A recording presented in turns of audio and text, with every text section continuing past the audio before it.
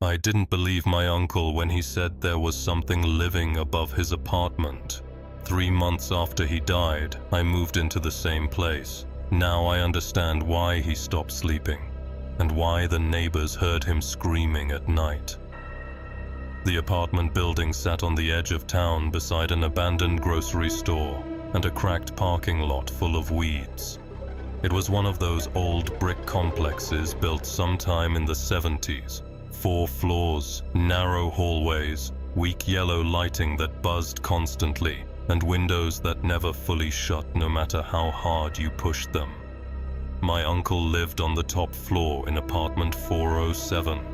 After he died, my parents offered me the place because I was 22, broke, and trying to move out on my own.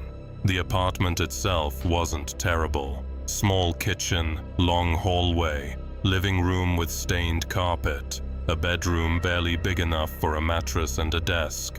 But compared to sleeping on my friend Marcus's couch every week, it felt amazing.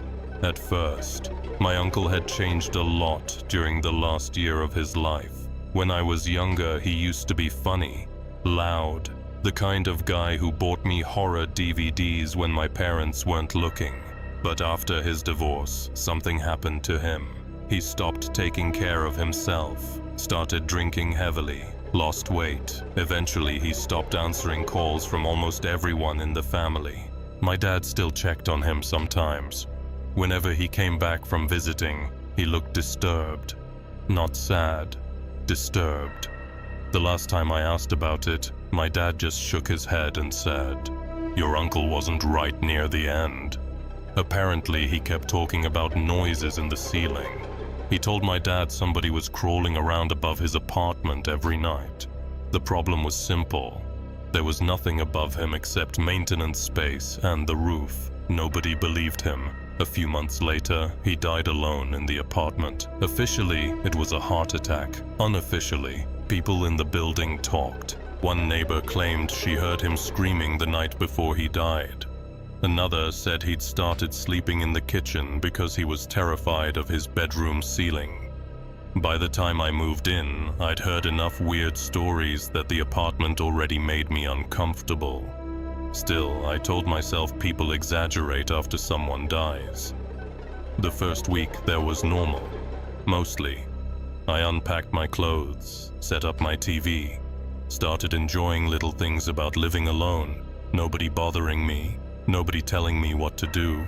I could stay up until 3 a.m. gaming if I wanted, eat junk food for dinner, leave dishes in the sink. It felt good. Then the feeling started. The staring. I don't know how else to explain it. You ever walk into a room and instantly know somebody else is there? That's what it felt like. Except every time it happened, I was alone. Sometimes I'd be brushing my teeth and suddenly get this overwhelming instinct to look upward. Other times I'd wake up in the middle of the night with my heart pounding for absolutely no reason. Every single time I felt it above me, not outside the apartment, not behind me, above me. I tried laughing it off. The building was old. Old buildings make noises. Old buildings feel creepy. That's all this was. At least that's what I kept telling myself. The first truly strange thing happened about 2 weeks after I moved in. I woke up around 2:30 in the morning needing water. The apartment was completely dark except for faint streetlight shining through the blinds. As I walked into the kitchen, I heard movement overhead. Slow footsteps, bare feet against wood. I stopped immediately. The footsteps stopped too. For a few seconds, everything was silent. Then something moved directly above me again. Creak, creak, creak, like someone pacing carefully. I stared upward. There was no upstairs apartment, no reason for anyone to be walking above me. I backed into the hallway and turned on every light in the apartment. The noises stopped instantly. I barely slept after that. The next morning, I almost convinced myself it was maintenance workers on the roof. But deep down, I knew the sounds were too heavy, too close. A few nights later, things got worse. I woke suddenly around 3 a.m. No sound, no nightmare, just immediate panic. The room felt wrong. My chest tightened before I even opened my eyes fully. For a few seconds, I lay completely still, staring into darkness. Then I noticed something above my bed. At first, I thought it was part of the ceiling shadow, but shadows don't blink. This thing did. Two pale eyes opened slowly in the dark. I couldn't move. The shape clung flat against the ceiling directly over me. Long limbs folded unnaturally against its body. Its skin looked black, not dark. Black, like wet rot. I reached for my bedside lamp without taking my eyes off it. The second the light switched on, the ceiling was empty. I didn't sleep again that night. The worst part wasn't seeing it. It was the feeling that it had been watching me long before I noticed it. After that, I started hearing scratching sounds inside the walls. Not rats, not pipes. Something slower, intentional. Sometimes it sounded like fingernails dragging through drywall. Other nights it sounded like movement inside the ceiling directly above my bedroom. I started avoiding the apartment whenever possible, stayed late at work, spent weekends at Marcus's place, but eventually I always had to come back, and every time I stepped inside, the air felt heavier. One morning before work, I walked into the kitchen half asleep and froze. There was a hand hanging from the ceiling above the table. At least I think it was a hand. It was too long, too thin. Black skin stretched tightly over bone. The fingers twitched slightly as if feeling the air. I stared at it in complete shock. Then the thing withdrew upward into the ceiling with impossible speed. I dropped my coffee mug. Glass exploded across the floor. I remember backing against the wall, trying to breathe while staring upward. Nothing moved, nothing made sound, but I knew it was still there, watching, waiting. That same night, I bought a cheap security camera online. I installed it facing my bedroom ceiling. The first night recorded nothing. The second night, nothing happened either. By the third night, I started feeling stupid. Then came night 4. Around 3:14 a.m., the footage changed. Static flickered across the screen for a second. Then a dark shape appeared directly above my bed. It unfolded from the ceiling slowly, limbs extending one at a time. Its movements looked wrong, not smooth, like something imitating how a human should move. It crawled across the ceiling directly over me while I slept. At one point, its face lowered inches from mine. I paused the footage there. Its eyes were enormous, pure white. Its mouth looked stretched too wide across its face, like the skin had split open. I nearly threw up watching it, but the worst part came later in the video. At 4:07 a.m., the creature suddenly stopped moving. Its head turned sharply toward my bedroom doorway. A second later, the hallway light switched on by itself, then off, then on again, over and over. The thing watched the hallway the entire time, like it heard something approaching. Then it vanished back into the ceiling, not climbed, not crawled, vanished, straight upward into solid plaster. That was the moment I stopped believing this was sleep deprivation or stress. Something was inside the apartment. Something impossible. I barely lasted another 2 nights there before finally telling Marcus everything. To my surprise, he didn't laugh. He watched the footage twice in complete silence. Then he asked me a question I still think about. "Are you sure this thing lives above you?" I frowned. What else would it be? Marcus hesitated, then quietly said, "What if it's inside the building itself?" That idea terrified me more than anything else. A creature living inside the walls, moving between apartments, watching people through ceilings. I barely slept that night. The next afternoon, Marcus came back with bolt cutters and flashlights. He wanted to check the maintenance crawl space above the top floor. Honestly, I didn't want to go, but I also couldn't stand not knowing anymore. We climbed the stairs to the top hallway around sunset. At the very end was a metal maintenance door. Rust covered most of it. The padlock looked ancient, but fresh scratches covered the latch. Marcus noticed them immediately. So somebody's been opening this. I felt sick instantly. Then we heard movement behind the door. Not loud, just slow shifting sounds. Something dragging carefully across wood. Marcus whispered, "Tell me that's pipes." I couldn't answer. Then came the breathing. Wet, slow, too deep to be human. Marcus backed away immediately. I should have too. Instead, I stepped closer, and that's when I saw the eye.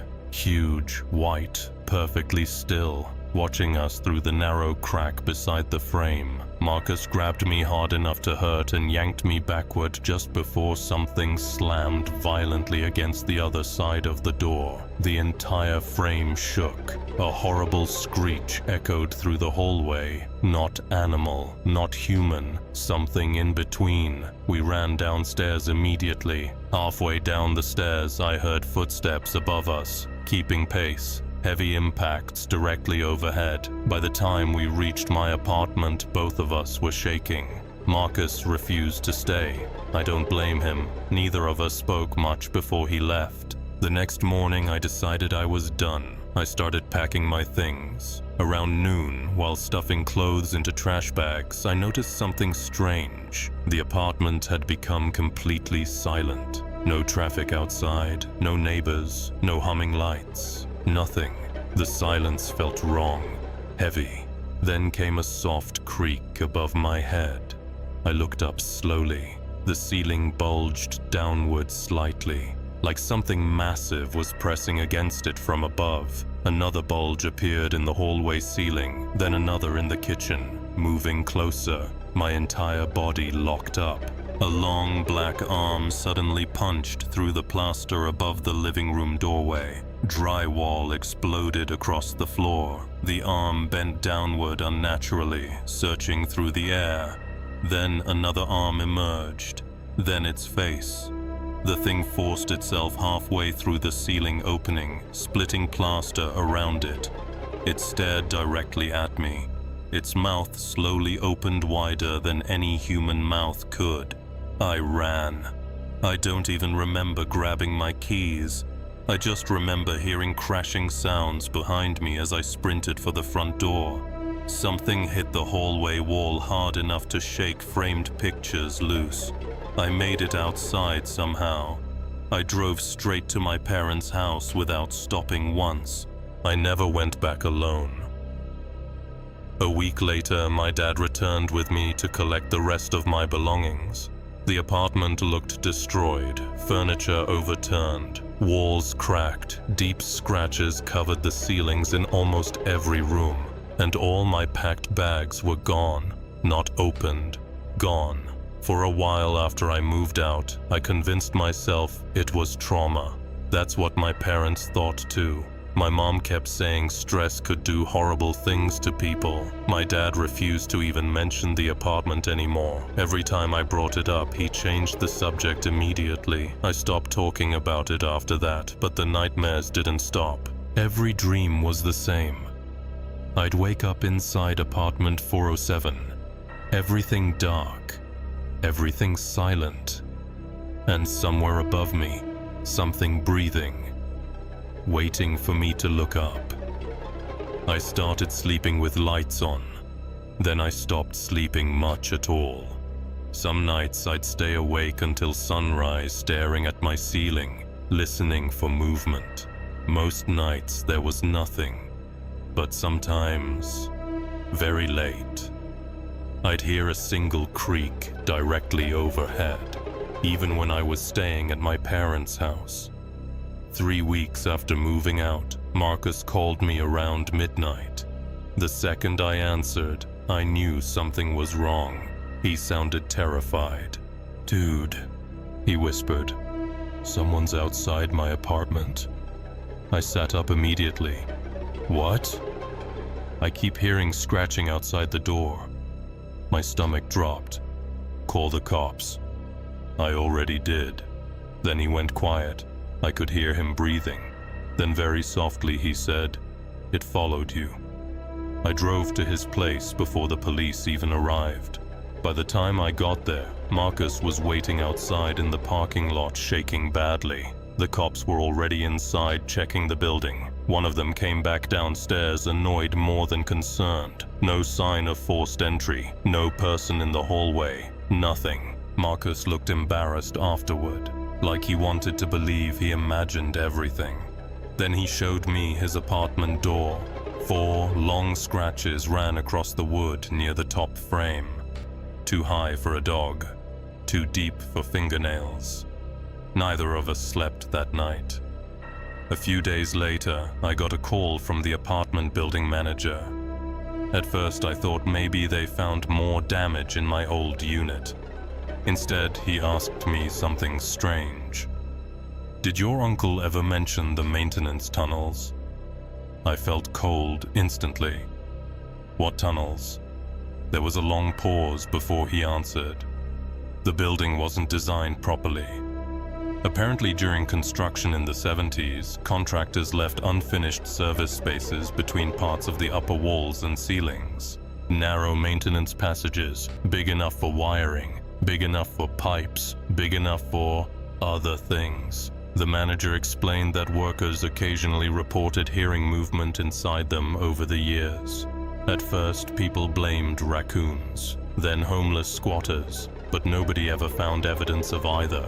The worst part, residents from the top floor had been filing noise complaints for decades. Always the same complaint. Footsteps above the ceiling, mostly around 3 a.m. I asked him why nobody sealed the spaces years ago. He hesitated, then quietly said, "Because every time workers tried, something happened." That night, I couldn't stop thinking about my uncle. For the first time, I started wondering how long he had lived with that thing before it killed him, or drove him insane. The next morning, I dug through old family storage boxes in my parents' garage. Eventually, I found one of my uncle's old phones. Cracked screen, dead battery. It took hours to charge enough to turn on. Most of the phone was empty. No photos, no messages, nothing important, except for one folder. Videos, dozens of them. Almost all recorded late at night. The first few showed dark ceilings, shaky footage, heavy breathing, my uncle whispering to himself. Then the sound started. Footsteps, slow impacts above him. In one video he whispered, "You hear that? It knows I'm awake." Another video ended suddenly after a loud bang overhead. But the final recording, I still wish I never watched it. The timestamp said 3:41 a.m. My uncle sat in the kitchen holding the camera toward the hallway ceiling. The apartment lights were off except for the stove light behind him. For almost 2 minutes nothing happened. Then the ceiling above the hallway slowly bent downward, not cracked, bent, like soft fabric. A long black shape pushed through it head first. My uncle started crying immediately, not screaming, crying. The thing lowered itself halfway into the hallway upside down. Its limbs unfolded slowly. Its eyes reflected the dim kitchen light. Then it spoke. Not clearly, not fully human, but enough. A broken whisper. "You looked up." The recording ended there. I couldn't breathe after watching it. For a long time I just sat in my parents' garage, staring at the phone screen. Then I noticed something else. In the reflection of the black screen, behind me. For just a second, I thought I saw someone standing near the garage ceiling. Tall, thin, motionless. I spun around instantly. Nothing there. That night I burned the phone in a fire pit behind my parents' house. I watched it melt, watched the screen crack and burst from the heat. For the first time in weeks, I felt relief, real relief, like maybe it was finally over. Then my phone vibrated in my pocket. Unknown number. I answered without thinking. For several seconds nobody spoke. Then I heard breathing, wet, slow, the exact same breathing from my apartment ceiling. I hung up immediately. A few seconds later my phone buzzed again. This time it was a text message. No number attached, no contact, just a photo.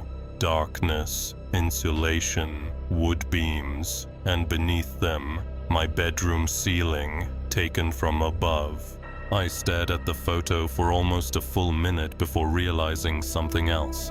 The furniture looked wrong, the walls were different. Then my blood ran cold. The ceiling in the picture wasn't from apartment 407, it was from my parents' house, the room directly above mine. For several seconds I couldn't move. I slowly looked up toward the ceiling over my bed. Everything was silent. Then came a soft creak overhead. My stomach dropped instantly. Another creak followed, slow, heavy, like something shifting its weight carefully above me.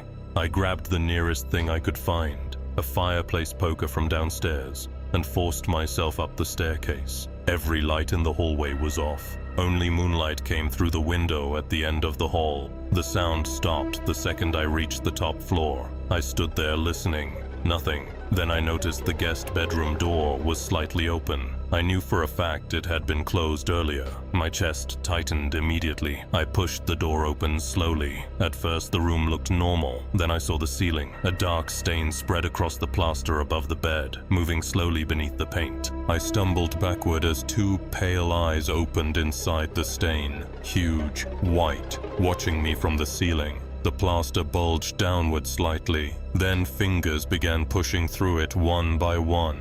Long black fingers with too many joints. The ceiling started splitting open. I ran downstairs screaming for my parents to get out of the house. At first my dad thought I'd lost my mind. Then we all heard it. Footsteps overhead, slow, barefoot, heavy enough to shake the ceiling beams. That was the moment my father finally believed my uncle hadn't been crazy. We left the house that same night, and none of us ever went back inside again.